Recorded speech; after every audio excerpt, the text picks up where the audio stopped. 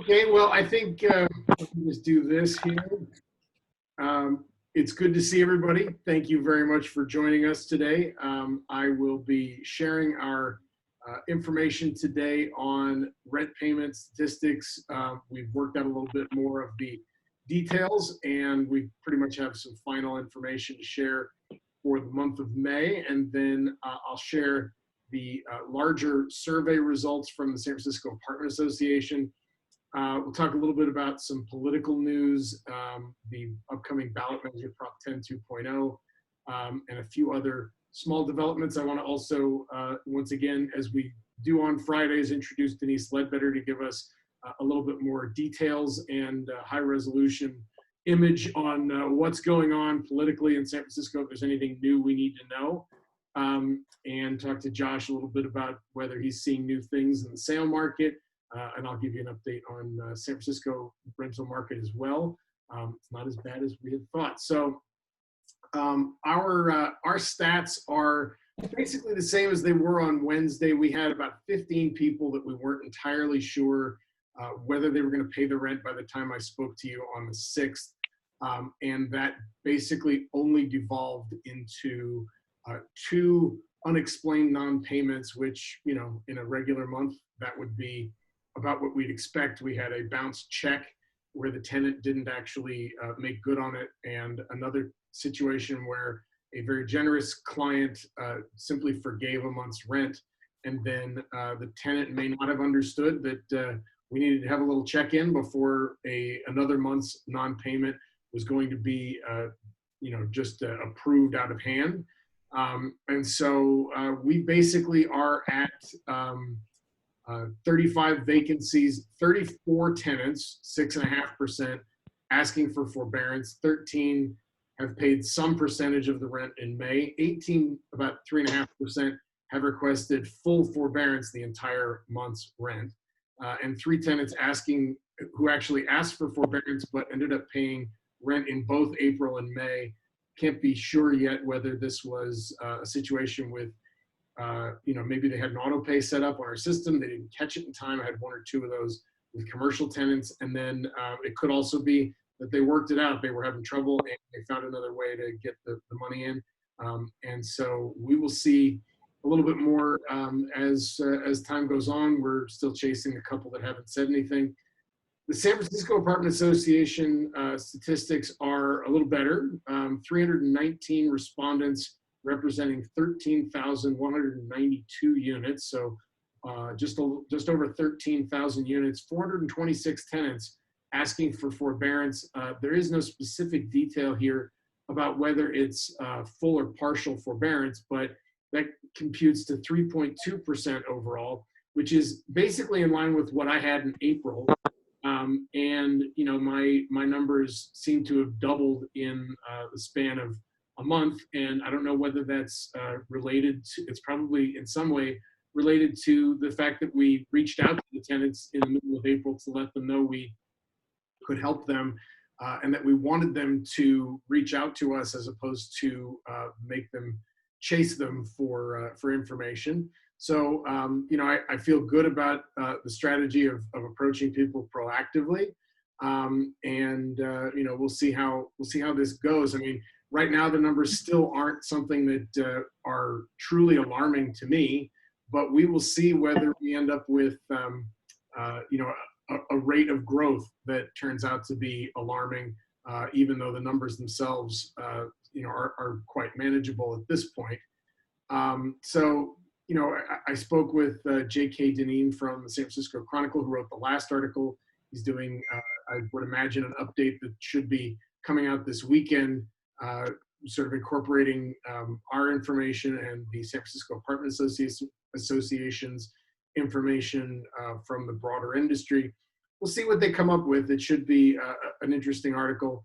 Right now, with 15% unemployment across the country, the likes of which we haven't seen since the Great Depression, this may be a growing issue, and it may be very much like an avalanche, as we had suspected from the beginning.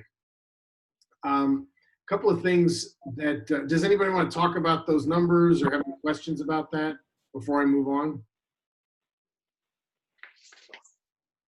I'm very aware of the numbers. Yes, the numbers, yes. They are not specifically indicative of any individual person's experience. Some people have it worse, some people have it better. Well, at these numbers, JJ, it sounds like people can pay their mortgage. So yes, that's a good thing. So it sounds like everyone's, a lot of profit margin hit there, but not essential costs, right. Which is great. Yeah, hopefully that is indeed the result. Hopefully we will have more property owners who are not going to need to avail themselves of mortgage forbearance or changes. I mean, the conversations that are going back and forth at the state level have to do with mandatory mortgage forbearance, mandatory rent reductions, mandatory forgiveness. They also have to do with the changes in property taxes. I heard today on the call with the California Apartment Association, they're proposing that people be allowed to apply any changes to the assessment of their property as a result of the loss of income that they get from this issue directly to their property tax bill by the end of this year, as opposed to what it would normally be by the end of next year. But I'm not sure, how many people would actually, with the numbers the way they are now, I'm not sure how many people would actually go that far as to insist on a property tax reassessment if, their case is somewhat similar to this. Like based on a cap rate issue. Right. Based on a cap rate issue, if you just bought a larger property, you might very well be looking at it from that standpoint. But in this circumstance, and especially with many of our clients with the smaller owner operators, if you own your property for a long time, the property tax issue isn't as much of a serious long-term issue for you because you've got Prop 13 protecting your basis. One upcoming thing that we have to be concerned about is the next Prop 10 iteration that's going to be on the November ballot, Prop 10 2.0. It is so far it's looking good. The coalition is coming together. We've got a list of something like 80 or 85 different groups that have signed on to oppose the housing freeze. Affordable housing groups, labor groups, veteran groups, and business groups have signed on across the state of California. The campaign is doing well, but I'm going to be coming to you in the next 60 days or so to get your contributions to put this back. As a reminder, this is once again going to be a proposal that will allow landlords to only increase rent by a maximum of 15% between tenants. So it's vacancy control, which would cap any increases in rent from one tenant to the next. And this is very similar to the Prop 10 that we beat back at the state level just this past or in November of 2018. Very recently, they're back again with the ballot measure on the ballot in a presidential election year. So we've got a higher turnout, which bodes better for progressive causes. And so we really want to provide the support. I mean, last time they raised $75 million to beat this back. We have to raise many times more money in our campaign than the proponents of the campaign need to raise. And so I will be asking you for $100 a unit as a contribution directly to this campaign as soon as possible to help them to get their summer and early fall ad buys in, so that we can try to help people understand that freezing the housing market in this way does not really help anybody. It hurts everybody tremendously. CAA has also written to the Small Business Administration to insist that rental housing providers should be considered as small business owners, therefore eligible for the Paycheck Protection Program loans, the PPP loans that have been made to small businesses over the course of the last 6 weeks or so under the CARES Act. All of you are relying on the revenue from your business to, take care of your families and retirements and things like that. I mean, my education was paid for with small property ownership, proceeds, and that's what everybody else, is doing for the most part. I mean, the majority of us are. So this is really an important thing. Hopefully there will be some sort of support. If anybody on the call has any thoughts about, one question I've had has been about PPP loan forgiveness, whether there are tax implications to that. It seems like the kind of thing that, the kind of loophole, the IRS coming after you for taxes on the paycheck protection loan that you got, seems idiotic, but stranger things have happened. Does anybody know anything? I think, I don't mean to put anybody on the spot. I saw Margot was on here. I'm not sure if she wants to weigh in or anybody else. JJ? Yes. This is what I've heard from one of my clients, that they're now reconsidering how the length of time that PPP can be used. Okay. A lot of businesses are still closed, even though they have received the money, and they only have 60 days to spend it. So apparently, I understand that they're tinkering with this to allow them a greater time frame in which to spend the money. And number two, I heard that they're tinkering with the amount that has to be spent only on payroll. So to increase from 25% to a higher number of things that can be spent in ancillary things and running your business.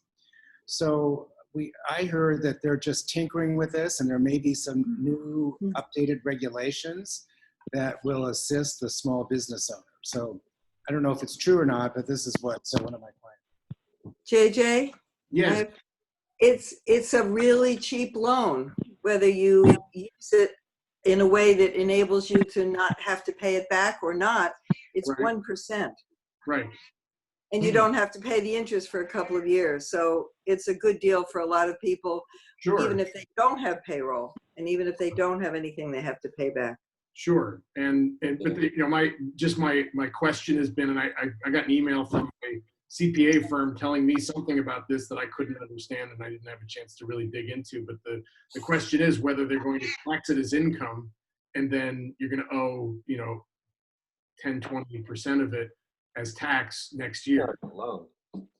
Well, Well, in forgive it. effect, it does become income in that if you use it to pay for your payroll and other business expenses, you can't deduct those business expenses.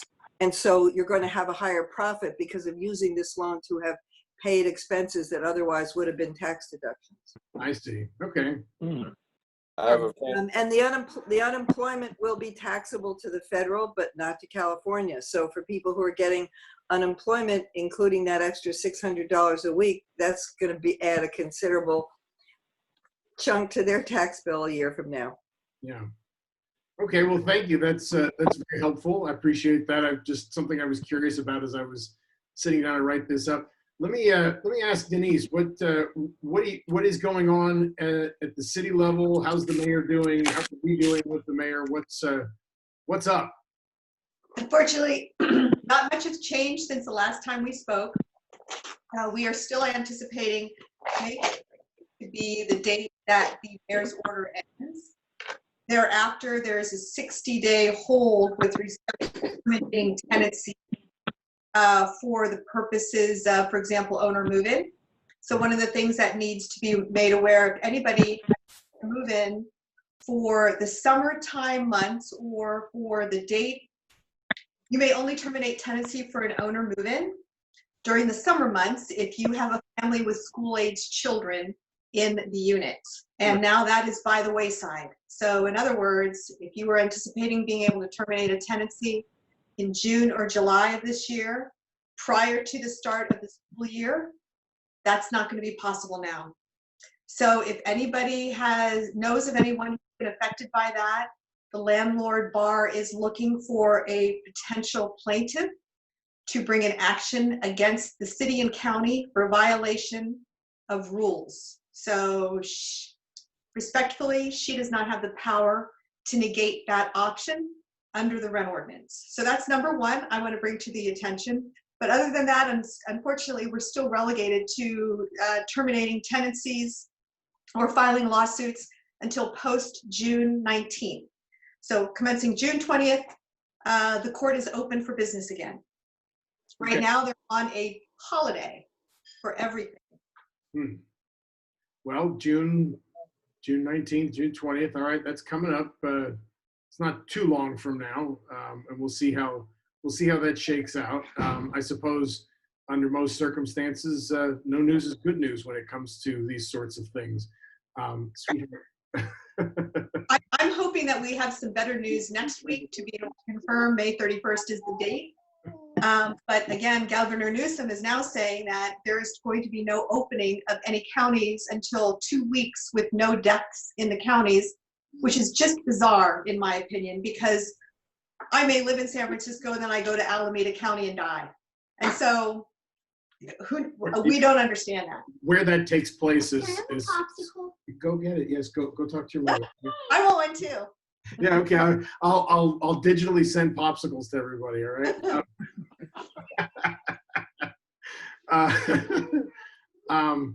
Well, no news is good news. I may have a client that we're both aware of who may be in this situation, but we'll see. The timing may not be right for this specific person, but we can talk about that offline. I'm going to segue to talking to Josh about the sale and leasing market with a brief comment. The rental market in San Francisco hasn't been as quiet as I would have expected. I think people have adjusted to the ongoing saga and struggle of this issue and their needs to get another apartment or to do what they're going to do, move in with different roommates or whatever, seems to be sort of coming out. And there's only so long that people can delay these sorts of decisions, and they're finding themselves becoming a little braver with regard to these sorts of activities that can be properly hemmed in with distancing protocols and gee, I'll open the door for you and we wear face masks and gloves and you just walk in and take a look at the apartment, and then you get out and I lock the door and that's it. So I've had some good success with it, and the rental market, we can look pretty closely. We're looking closely at the source of income to make sure that the person has a job that would appear to be more or less secure. And so I've had a few people that we've approved and leased apartments to based on the fact that income looks good, and we're pretty confident in it. I'm not as concerned about the possibility that someone could say that we're discriminating against people based on source of income. If we're looking at this and saying we really feel like a person's job is fairly secure, we'll take it on a case-by-case basis. If we find ourselves in a position where somebody can't give us good employment verification, or a recent pay stub that shows that they're actually getting paid, that their company's not going to get shut down anytime soon. I think we're past the initial wave, hopefully, of sort of shocking, unexpected shutdowns, and now we'll just take it case by case. But I would encourage any clients who are holding units off the market, let's talk about it again and see if there's if you'd like to put your unit back on the market, we can try it and take it case by case. With that, I want to introduce Josh and see what his perspective is. What are you seeing on out there in the sale market and in leasing? So just to add on to that, I think moving services have been fully authorized. I think before it was like if you absolutely had to move, you could get a mover, but now it's all moving is okay. So that probably helps in for people thinking about moving. It helps them get there. Sale market, they just authorized staging. So staging is back again for all single family homes. So that was an issue where people were definitely holding their homes off the market. They couldn't get them staged. They couldn't get them painted. So all those services are back. So I'm definitely seeing a spike in inventory. Interest rates are fabulous on a 30-year mortgage. They're around 3.25, which is just great. I mean, I just closed somebody at 3.28. Really low, fantastic rates.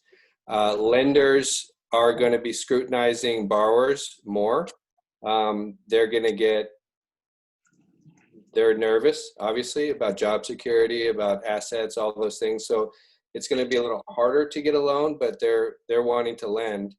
And so those are good things.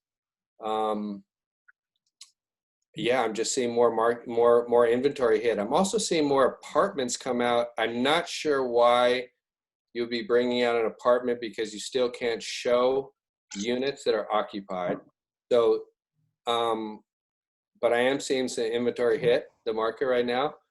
9-unit buildings and 20s and 4s and 2s and everything. So I'm not sure what the rationale is behind that, other than just to get it out there, and people are going to be get some exposure and thinking about cap rate and whatnot. So the limitation in getting into homes where it's occupied is an issue, and it's going to continue to be until I guess the end of this month. Again, more thawing, more opening up, more opportunities, and great rates. So probably some good opportunities coming. Prices are not, I'm not seeing, so the starter home market, the middle class home market is very strong. Multiple offers are what's being reported. The higher end is slowed down significantly. But folks with, the 750 to 1.5 range, I think you're still seeing quite a few offers. It's not dead by any stretch. And so as long as your job is secure, and I think there's going to be some transactions taking place here, and prices, not a whole lot of price relief. So that's kind of unfortunate, but at least there are some transactions happening. It seems interesting that you mentioned, not understanding why people are bringing, multi-unit buildings that they can't tour right now out based on the fact that you can't, traipse a bunch of people through occupied apartments while everybody's sheltering in place. But I feel like maybe people are hoping that they can just get things on the market with longer inspection contingencies, longer timelines to go through the buildings. And as a result, maybe they can, lock it up and get something happening, get some activity moving in that direction, and get people invested in the transaction. So perhaps that's the rationale behind it. Yeah, exactly. You should be able to walk units in June, early June, I would assume. Who knows? We will certainly see. Yeah. Well, with that, does anybody have any other thoughts, ideas, questions, comments that they'd like to share? I have a question. Yes. For our council. It seems like Supreme Court is in a different place with different justices. And I'm wondering if there's any point in trying to appeal any of these rent control initiatives up that high in the hopes that we might get some relief. Up until now, we didn't have a court that was willing to listen. You're talking about federal or state, Joel? Federal. No, I know the state Supreme Court didn't do anything. I'm talking about. That's a very good question. I think that it would probably take 5 to 8 years to get there. I think that we're one of 50 states, and I think that it's been hit pretty much across the board with respect to many. I'm sure there are many, many counties that are similar to us. I don't know if you've heard, but LA County is now suggesting that they're going to put a moratorium on the ability to terminate tenancy for a year. So that's going on in LA County. There's going to be, there's no doubt there's going to be litigation on that the city council has passed that if it's COVID related, you may not terminate tenancy for a year. So interestingly, San Francisco County is not that bad if we're going to end it on May 31st. What we think is fascinating is in the landlord-tenant bar is not much how it is affecting or perhaps suggesting a takings claim. Takings claims have been identified in the past, and you're right, Joel. The court's changing the complexion a little bit, but in the past, if a landlord was able to make a penny of return on their dollar, it was not deemed a taking. This is a little bit different in that we have an executive who is stepping into the shoes of the judiciary's world, and that in and of itself is an interesting jurisprudence issue that should be brought to the attention of the court. But unfortunately, we don't have enough damage in San Francisco County to actually take it on, in my opinion. I think that it would not be heard. They can just decide not to hear the case. Okay, well, I thought if it was a statewide initiative and they were doing statewide things, then maybe there would be a hope for some kind of appeal. So let's get tens of thousands of dollars together and get that going. We're doing it for the other issue and we won't even have a chance. Right, it's because of the way this has happened, the individual states have been granted great authority. And then as Newsom has done, he has granted even more authority to the local, we are 58 counties. He has acknowledged the control of the mayors and the other supervisors of each county with respect to the powers to deal with their own community. So it is a big mess, and they have created so many different factions. It would be difficult to get everyone together in the state of California to bring an action. Not impossible, but difficult. Thank you. Mm-hmm. Well, thank you, everybody. If you, I welcome any further comments, questions, ideas. Otherwise, I will say goodbye and wish you all a wonderful Friday afternoon and a good weekend for what the weekends are worth to us these days. But thank you for joining me. Have a wonderful weekend, and I'll talk to you again next week. I'll send out the notice letting you know what we're up to next week on Monday at some point. Thank you very much. Thank you. Thank you. Yeah. Bye.